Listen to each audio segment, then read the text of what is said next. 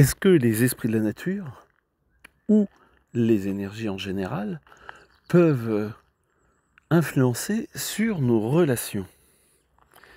Alors, est-ce que les esprits de la nature vont me dire avec qui il faut que je vive, quel compagnon, quelle compagne, qu'est-ce que je dois faire avec les gens? Pour moi, non. Non, il n'y a pas ce côté-là. Il y a une partie où bien évidemment ils vont apporter une influence.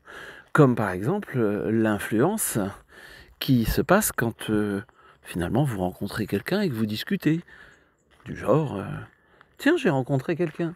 Ok, et alors, ça va? Mouais.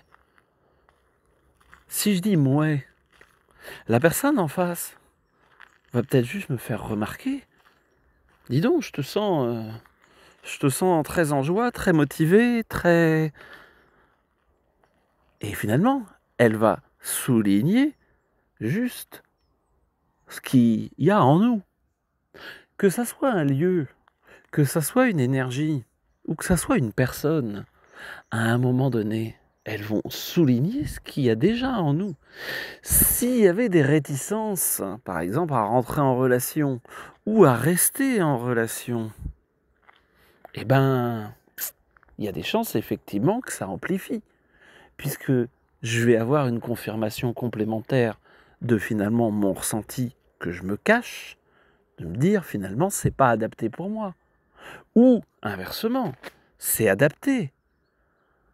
Comme si tu discutes avec effectivement un ami, une amie, et puis tu dis ah, j'ai rencontré quelqu'un. Waouh! Voilà, ou qui te voit en disant dis donc, d'ailleurs on dit des fois ce terme-là, t'es amoureux ou t'es amoureuse? Bah oui, parce que ça se voit aussi.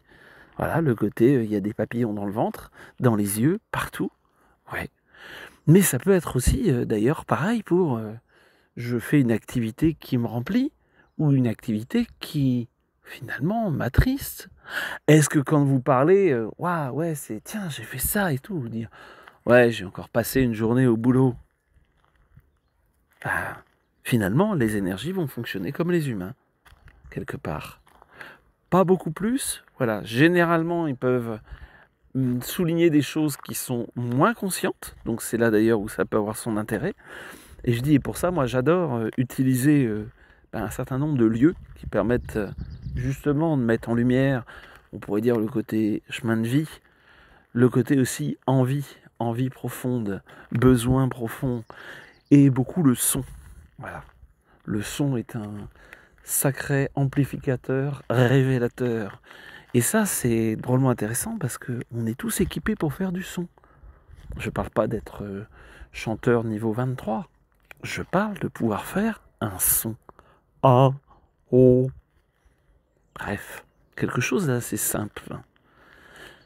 Parce que au final, on peut dire qu'on est très compliqué ou que finalement, on est très simple. Allez, et toi, comment tu vois ça? C'était Jean-Pierre Martinez du site espritdelanature.fr. Bonne et belle journée.